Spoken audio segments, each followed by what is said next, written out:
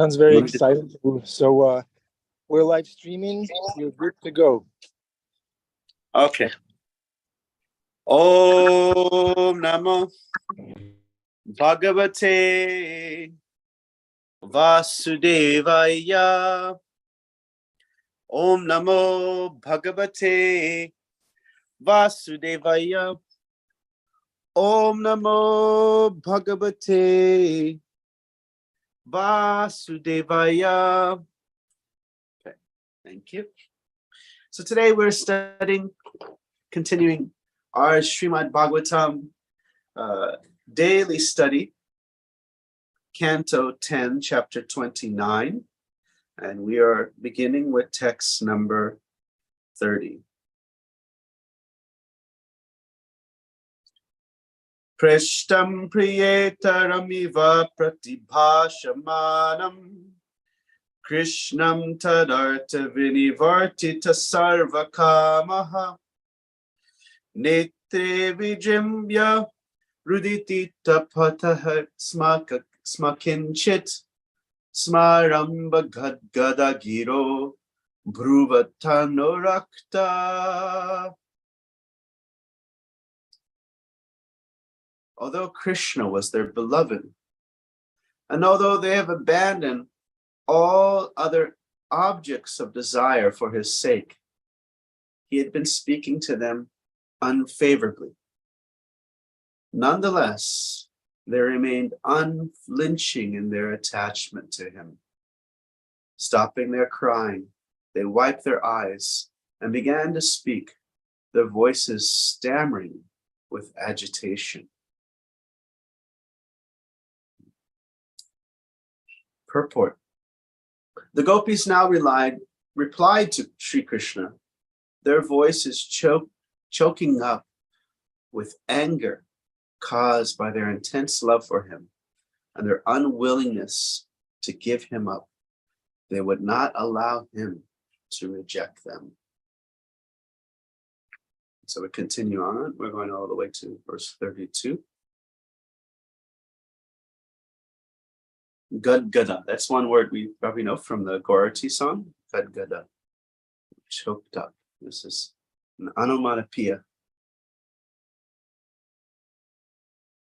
Shri Gopya Uchu Maivam Vibo Arhati Bhavam Gaditum Nirishasham Shantya Jasarva Vishayam Stava Padamulam Bhakta Bhajashva Duravagrahama Tajasman Devo Yatari Purusho Bhajate Mumukshun.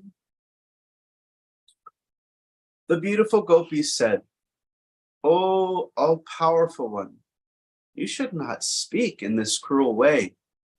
Do not reject us, who have renounced all material enjoyment to render devotional service to your lotus feet. Reciprocate with us, O stubborn one, just as the primeval Lord, Sri Narayan, reciprocates with his devotees in their endeavors for liberation." And the last verse.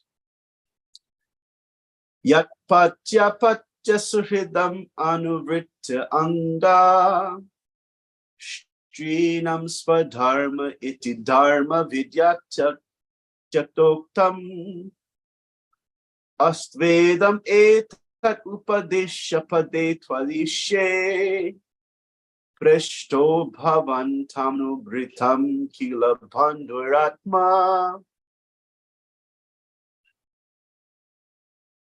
Oh dear Krishna, as an expert in religion, you would advise us that is the proper religious duty for women is to faithfully serve their husbands, children, and other relatives. We agree that this principle is valid, but actually this service should be rendered to you. After all, O Lord, you are the dearmost friend of all embodied souls, and you are their most intimate relative, indeed, their very self. Sri Krishna is the soul of all souls, their dearmost friend and well-wisher, as stated in the Bhagavatam 11.5.41.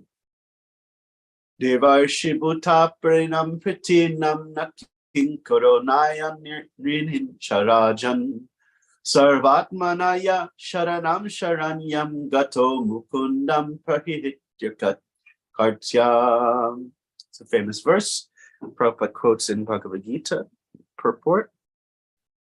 O king, one who has given up all material duties and has taken full shelter of the lotus feet of Mukunda, who offers shelter to all, is not indebted to the demigods, great sages, ordinary living beings, relatives, friends, mankind, and even forefathers who've passed away. Since all classes of living entities are parts and parcels of the Supreme Lord, one who is surrendered unto the Lord's service has no need to serve such persons separately. Authority, end quote. Authority descends from the author of all existence, the Supreme Lord. Natural figures of authority, such as husbands, mothers, government leaders, and sages, gain their power and authority from the Supreme Lord, and should thus represent the absolute truth to those who follow them.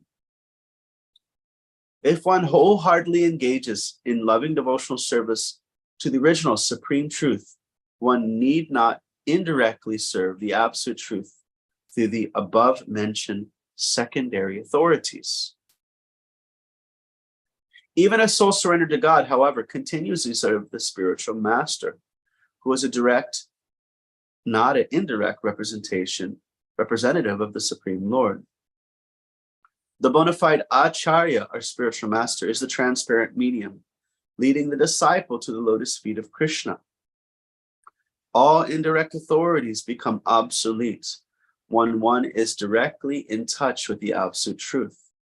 The gopis wanted to explain this basic point to Krishna, and some bolder younger girls among them attempted to defeat Sri Krishna with his own statements, as exemplified in this verse.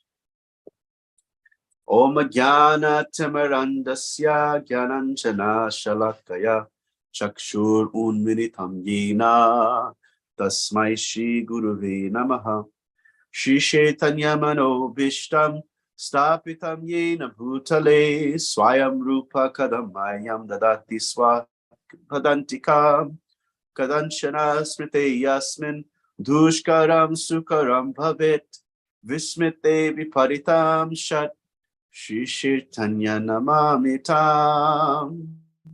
Hare Krishna.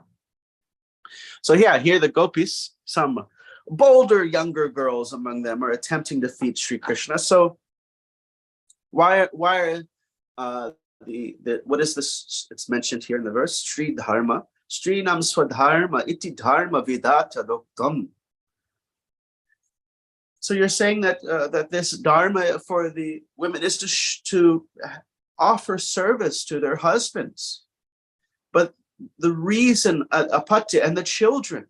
But this is the reason that we engage in this way, is because the super soul is present in the heart of all beings. Just like we say this namaste, we're offering our obeisances to specifically the Lord within the heart of everyone.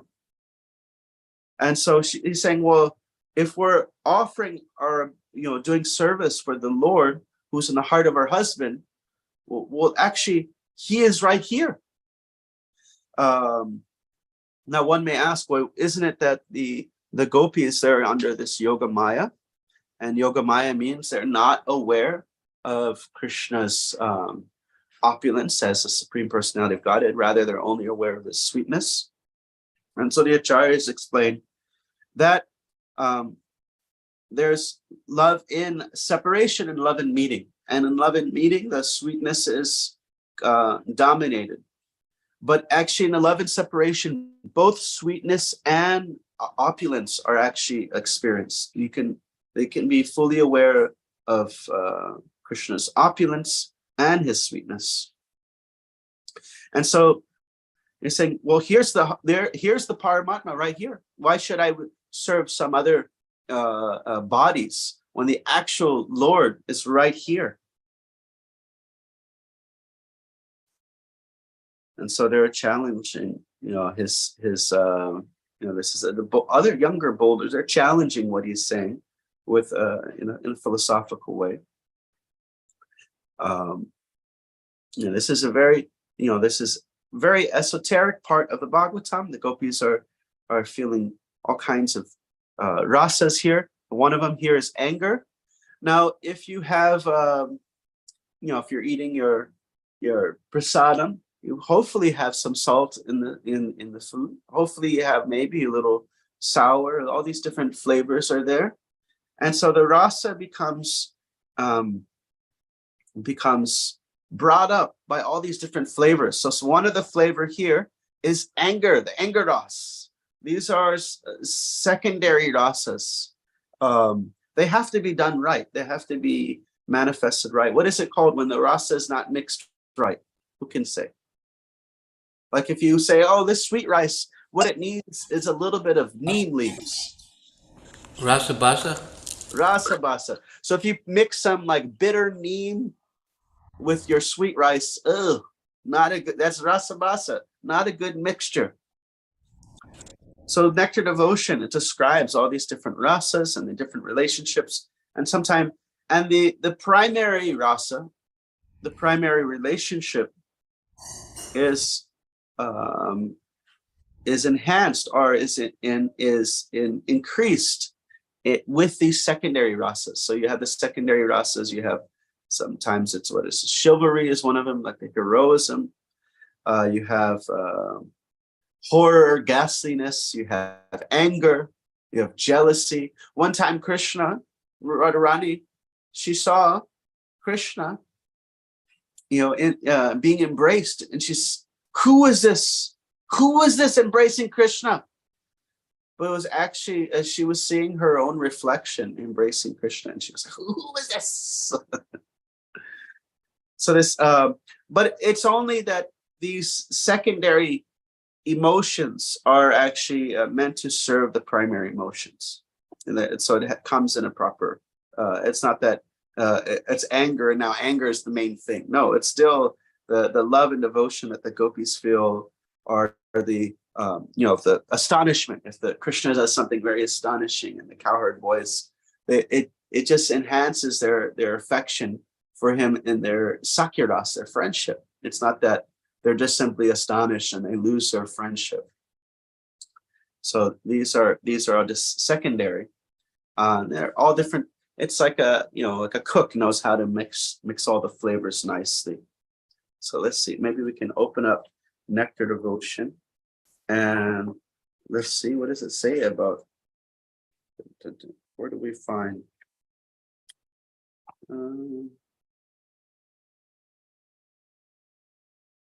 okay, 343, 373.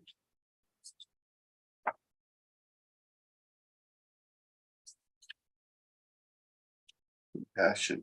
Anger. Let's read about the anger ras, because here's the gopis are getting angry with Krishna. An ecstatic, loving service to Krishna in anger.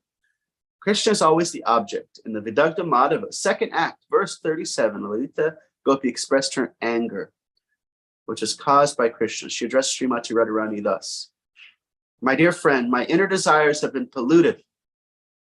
Therefore, I shall go to the place of Yamaraj. But I'm sorry to see that Krishna has still not given up his smiling over cheating you.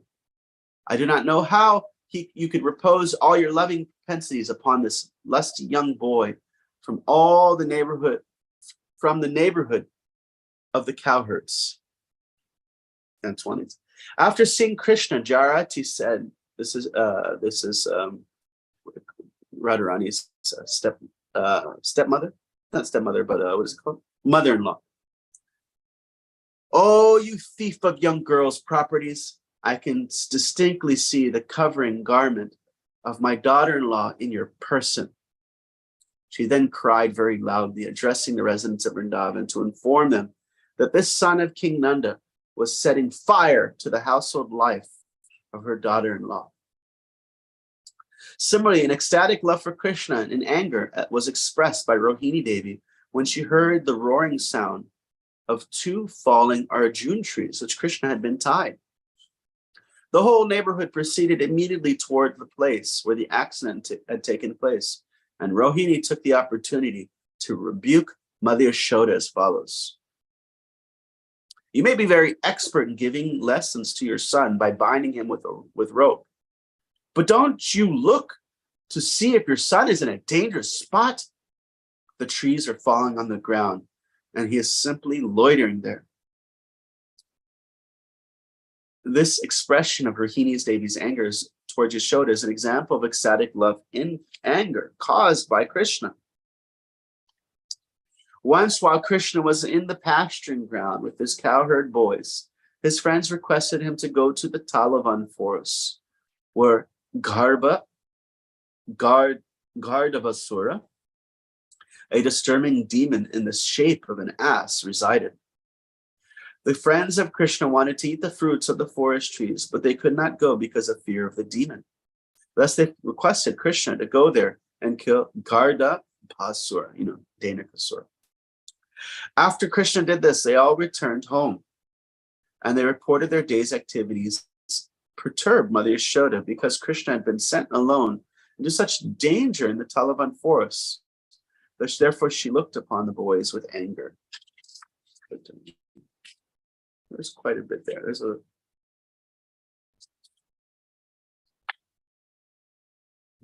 I'll stop there. So you have, there's these different rasas that are meant to bring about the primary relationship, bring out the flavor of the primary relationship. And just like without some salt in your dish, the primary flavor of the food, we appreciate the primary flavor of the food when there's some salt there. There's flavor in the vegetables, there's flavor in the rice, there's flavor in the beans, but we taste that the salt is what helps us to appreciate that flavor. And so one can become more immersed in their own relationship with Krishna when the pastime incites all these other flavors of relationships. I like the ones with the hasiras, the laughing or the humor ras. Srila Prabhupada, he said that Charlie Chaplin is the incarnation of humor. He sometimes devotees, or not one time devotee was Prabhupada was on the airplane, and instead of his he would be chanting, or he was actually watching the movie, and he was watching Charlie Chaplin, and he was laughing and laughing and laughing. And he said it just made him think of Krishna's humor. And so he said Charlie Chaplin is the incarnation of humor. So in the verse it says, "Oh dear Krishna, as an expert in religion, you advise us that the proper duty for women is to faithfully serve their husbands, children, and other relatives." And this is where we all say, yes, forget all this varnashram, forget all this culture, forget all this Indian stuff, throw it away, because we are Vaishnavas. And so I read this nice excerpt in the book. What is this book? This is Hiding in Unnatural Happiness, and this is by Devamrita Swami. This book is used on book distribution, and so this is called balance. This is a little section called Balancing Internal and External. So Nelson Mandela was in prison for 27 years. So he gives a nice example of Nelson Mandela.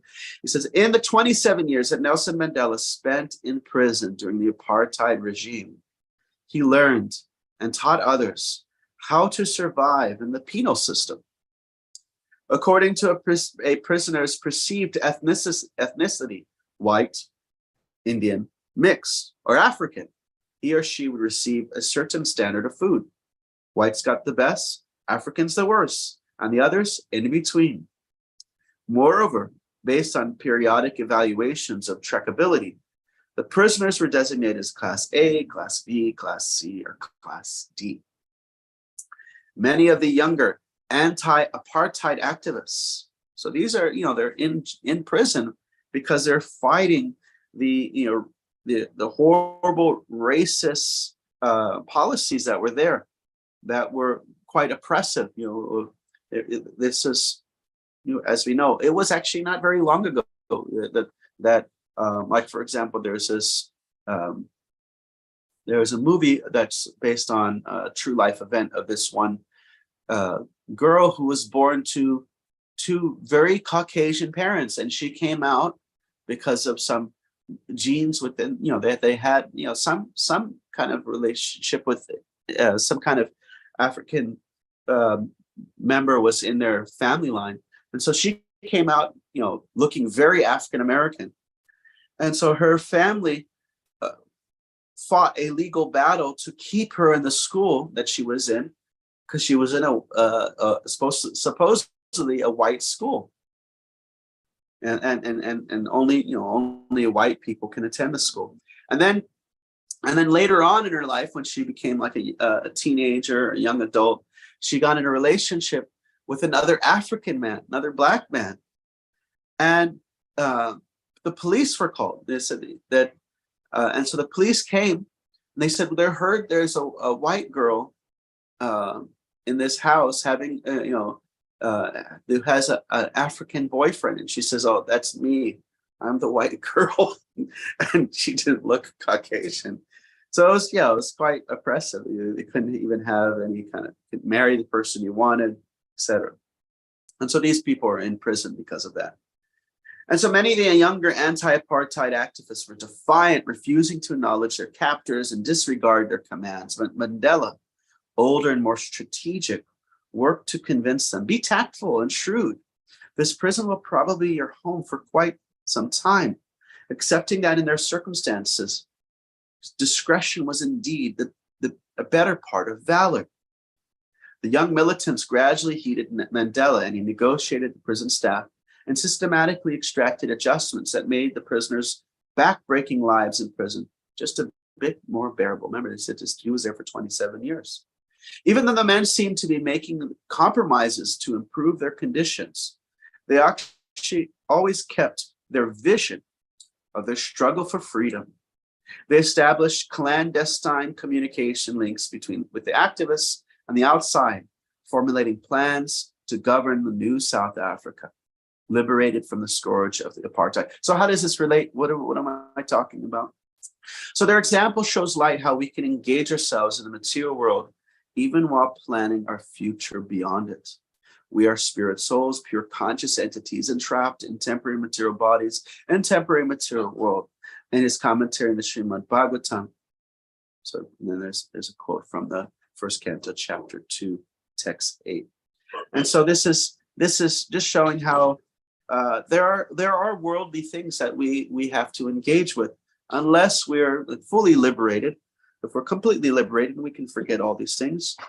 But like we do concern ourselves with like brahminical duties, leadership, the roles of leadership, the roles of the varnas, the ashrams, and even the Sri Dharma. It's not to be completely just abandoned, unless we have this consciousness of the gopis that we're fully surrendered in all respects. And yeah, we can become completely disconnected from the varna and ashram.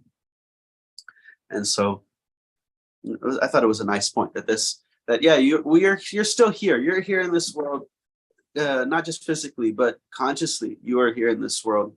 And so there's certain things that we can learn to apply. Of course, it takes the guidance, as it mentions in the end of the purport. You have the spiritual master there. The guidance of the spiritual master helps us to know what is relevant. What are the applications of these spiritual systems of dealing with matter? What are the applications that are relevant to our situation? And Srila Prabhupada says in purport in Chaitanya Charitamrita that the application in the West will be different from the application in India.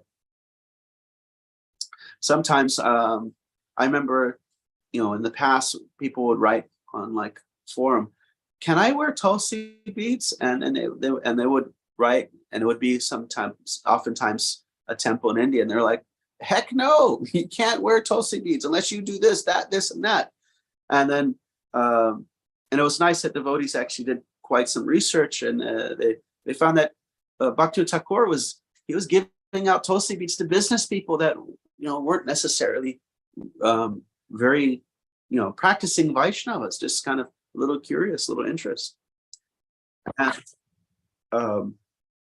we find that the certain regulations may be different. Like, for example, if someone wants to become a brahmachari in India, they oftentimes will have to first get initiated, or to even live in the temple. First, they have to get their college degree to live in the temple, and that may be suitable for that time, place, and circumstance. In another place, if somebody wants to become, brahmachari, in America, they may be brahmachari just for 2 years. If you wait for their time that they're initiated, then they'll live in the temple, but they don't get to fully feel a part of that ashram that they're trying to practice.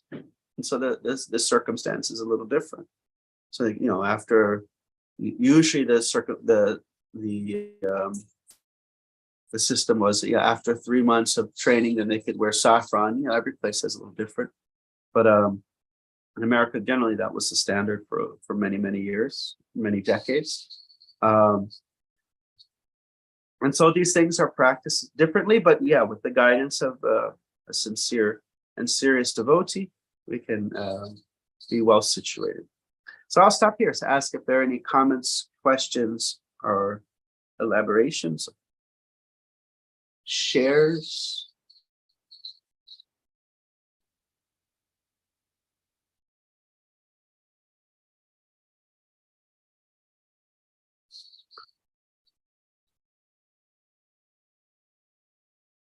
Anybody? Hare Krishna. We partially mentioned this the other day. It's so interesting how Krishna enhances the loving relationship so it's not boring, and even does very mischievous things and seemingly contrary, like, "You girls should go home."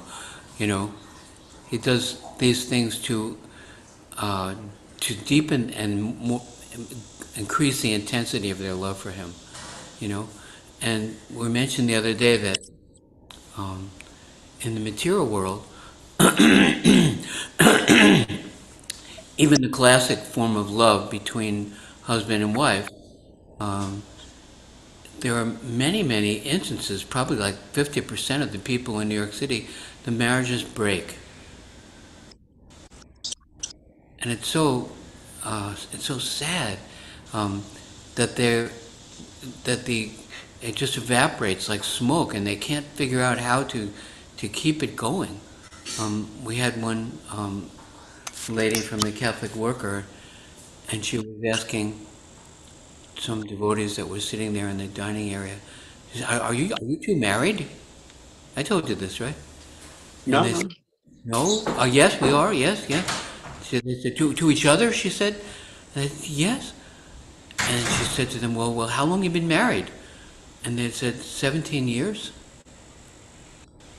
17 years. "And do you have children?" They said, "Yes, we have 3 children. Mother Bhakti Lata's parents. I don't know if Ghanshyam's wife did. "Yes, we have 3 children." And she said, "I think I've been in New York too long. I don't know anybody who's married. I don't know anybody who wants to get married, except the gay people and the priests." So the people have actually lost hope that it's possible to maintain a loving relationship, to have a commitment like that. And this one guest, she said to us, and I didn't really understand when she first started talking, she said, "I had this house plant." I told you this, right? No? "I had this house plant." And I was like, what's she talking about? And I had it for 3 years. It was on the windowsill. And then one day, it died. I was like, yeah? What's she talking about? She said, it would just, all of a sudden, it went back to the earth, and I saved the flower pot. It was a nice flower pot. But then she said this, which killed me. My marriage died the same way. Oh, God! My marriage died the same way. My husband and I just looked at each other, and we couldn't pretend, and there was nothing there, and he just left. That a relationship that was based on intense loving affection, it just disappears, and they don't know why. They don't even want to try for a marriage because they don't think you can do it. So then she told me, which was kind of interesting because it kind of gives hope. She said, "So I had a daughter. And I took care of my daughter for 9 years. So my daughter's 9 years old. And now my daughter, she's growing up and she's becoming her own person. She has her own way of looking at the world. She has her own personality. And I'm thinking, is this relationship with my daughter going to die? My girl. She's going to grow up and she's not a clone of me and she has her own life." And she said, "I know, we'll go to New York. We'll go on a trip.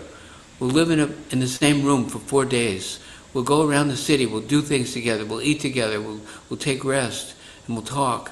And she said for 3.5 days, nothing happened. There was still this wall. There was still this emptiness.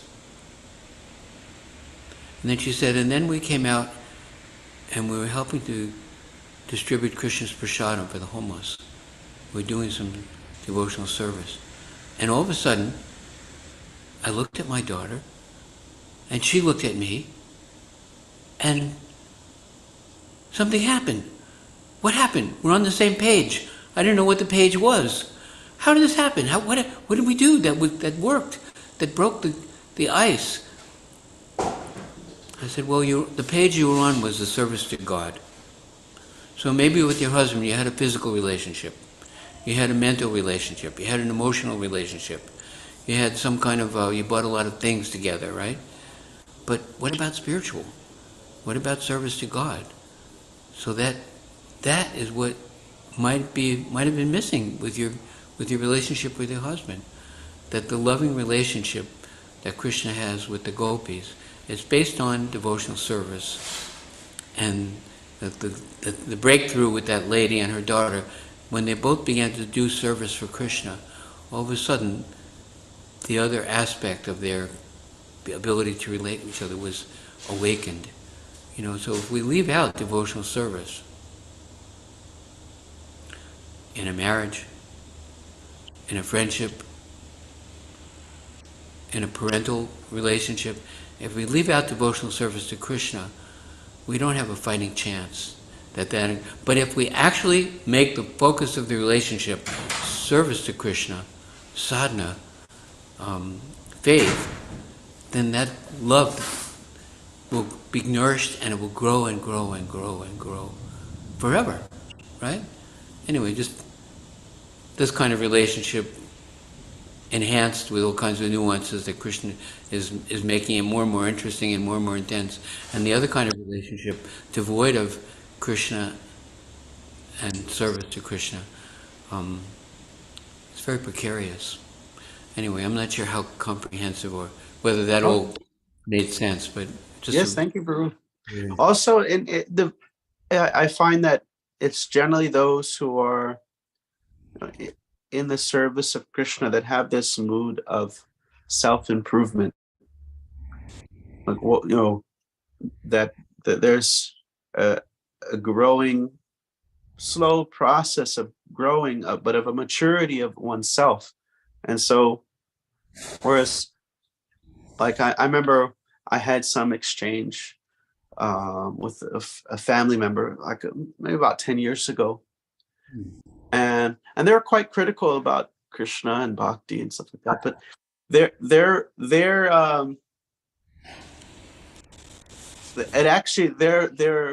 immaturity in the way that they dealt just made me have more faith in bhakti, in the sense that I couldn't see a practicing devotee, of that age, not have some humility or realize, like, okay, I made a mistake there.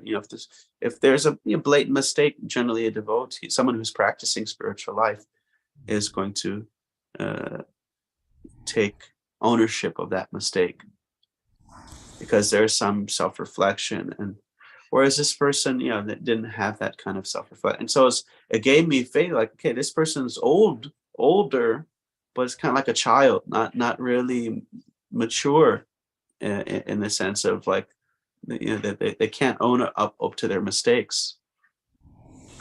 And so that helps devotees in their relationships. Is there, when we come from the West, we have this concept of the born sinful, that we're all born sinful. And with that can be a little bit of, well, there is no self-improvement because you are bad. That's you. That's who you are. And in Bhagavad Gita is the opposite. You are pure, and you have different layers that you're holding on to that aren't actually your core personality. These are different layers that need to be cheto darpanam vajanam, that need to be cleansed away. If someone says, well, God accepts me, you should accept me, but they're not, without actually looking that there are, you can definitely improve from wherever you're at. Even in the spiritual world, those who are already perfect, the gopis, are constantly improving and deepening their relationship with Krishna. And they're already perfect. They're on this constant path of ananda buddhi vardhana, this increasing the loving relationship, and they're trying to become more perfect in their relationship with Krishna. What to speak of the devotees here? Same thing. We try to always grow a little bit. Try to, because that's who we are. We are at a core nature. We are pure. Yeah, instead of original sin, original innocence. Yeah. It gives us hope that, there's a possibility of genuine affection without material inebrity.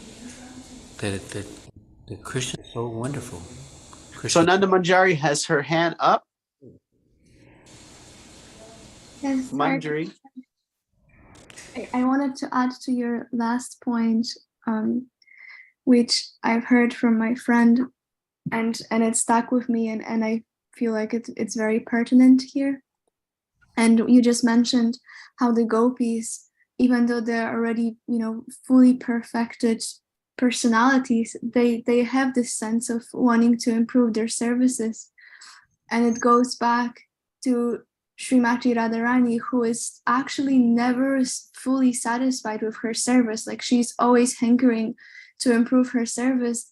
And through that, actually, this is our highest mercy, because if we think about that, it's like, because she's never satisfied, she wants to continuously engage more and more and more souls in the service to Krishna and bring them closer to the Lord and engage them in service unto him. And if she was to actually be satisfied, it essentially means that there would be like no engagement for us who are essentially not even qualified to be engaged in service, and yet just through her desire to actually serve more and expand her service and do it better, we are given a chance to serve. Nice, very beautiful, very beautiful. So it's Radharani, it's Krishna's soft spot, like Adi Purusha. Gulab Jamans might be his soft spot, but so for Krishna's soft spot, Radharani's soft spot is that we engage others in his service. And we get so much mercy with that. There's Bhajanandi, those who are concerned with their own service and relationship. And there's Goshtinandi, and we come from this line of Goshtinandis that the understanding is that there's so much mercy, so much compassion, so much help, so much support, so much enthusiasm comes when we somehow, in any small way, try to encourage those in the mission of Lord Chaitanya. So even if someone's like, just okay, I dress the deities, someone who dresses the deities can dress the deities in a Bhajanandi mood or a Goshanandi mood. Bhajanandi is just me and the deities, but Goshanandi is like, I want to inspire everyone who comes. I want to dress Krishna so nicely that everyone can appreciate Krishna and become attracted to Krishna. And so it's like a team that everybody's trying to help everyone. That's for pleasing to Krishna. Yeah. If the cause of your relationship is my happiness, that's one thing. But Krishna's happiness is a different focus, and the thing that pleases Krishna the most, he says, is no one is more dear to me than one who shares this with others. Yeah.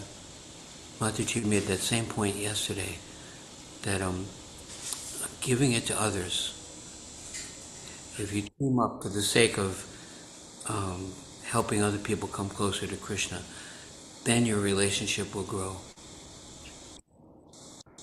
So if we're at, we're hanging out Thursday night kirtan, our spiritual greed should be, let me find that person that's, really just stepping in this, just a little curious, and let me see if I can, befriend them, and in our relationship, that person can take a deeper step. And it's like, that way I can get this glance of Krishna. Or I can just, that's that mood of always figuring out, how can I help others? That's really, get this glance of Krishna. We see that in you, Prabhu. You're always preaching and taking the time to open your heart and welcome others. It's very pleasing. Yeah, he's unstoppable. He's unstoppable when you touch. I really like the point that you. Oh, Ananda Manjari, go ahead. Sorry, I just wanted to add a pastime of Lord Chaitanya in regards to this, actually. Because you just mentioned, right, how can we serve others and bring them closer to the Lord? And there is a pastime where actually Lord Chaitanya, when he was in Lord Jagannath's temple, he would never want to come close to the deities, because out of his humility, he would feel like, well, why would the Lord want to see me? But the Lord wants to see like the devotees who serve him so well. And so Lord Chaitanya would actually often stand by the pillar where Lord Garuda was placed, thinking himself, well, Lord Garuda is so special and so valued by Vishnu and by Lord Jagannath, that if I just stand by this pure devotee and this exalted personality, then perhaps Lord Jagannath, by looking at him, is going to offer me a sidelong glance just because I'm standing nearby. And so there is that sense of being the servant of a servant, like allowing others to come closer, and also already trusting that the Lord is going to be pleased through that. Thank you. We wake up the deities with this verse. So savadava kuruno bhagavan rividha premasmitena nayanam buruham brijimbam uthaya vijayaya chano vishadvam madhva kirat paniya tat purusha puranaha. So Brahma is praying, Krishna, just smilingly, just with a premasmitena, a loving smile, a nayanam buruham, just glance upon me. And by your glance, you will get rid of all dejection, and we'll and kindly speak your instructions. Jai Shri Radha Mulida Ki Jai.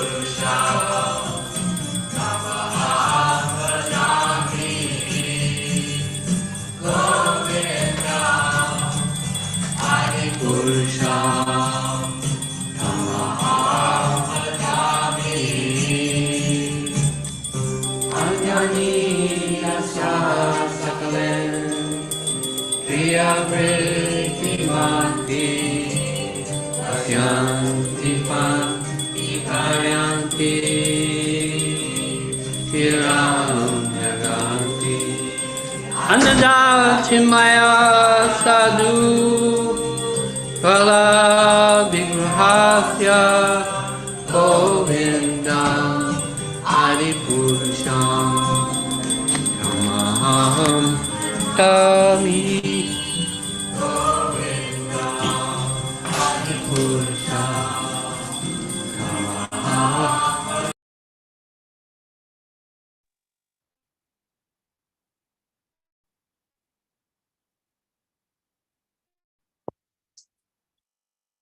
Thank you, Nityananda Chandra Prabhu. Wonderful class.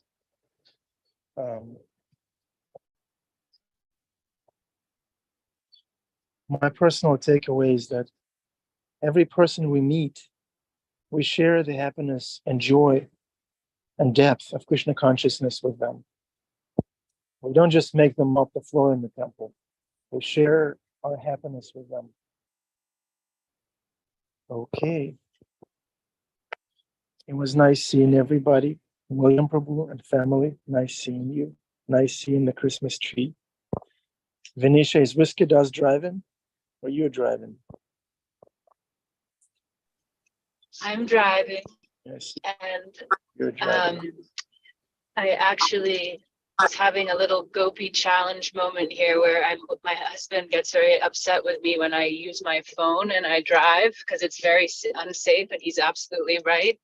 But I really wanted to see Krishna, and I felt like the gopis, like, do I listen to my husband and put the phone down, or do I keep the phone and see Krishna? So it was very fitting. But Whiskey, yes, is my co-pilot in this very unsafe move. So I'm going to put the phone down. Hare Krishna. Thank you for class. Hare Krishna, thank you, Venetia. Yeah, this is Krishna, applied bhakti, applied Krishna consciousness, the real Gopi moment. Bhima Prabhu, did you have a Gopi moment this morning? Or not yet?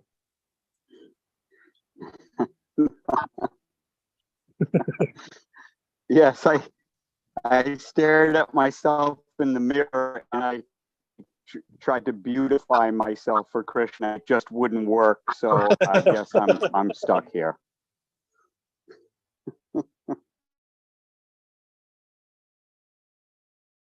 Thank you. Yeah. The Gopi moments, that's what makes it worth. Okay. All right, what to say? Have a wonderful day, dear devotees. Thanks for tuning in. Yeah. Let's go deep in Krishna consciousness together every day. It just gets better and better. Okay. Hare Krishna.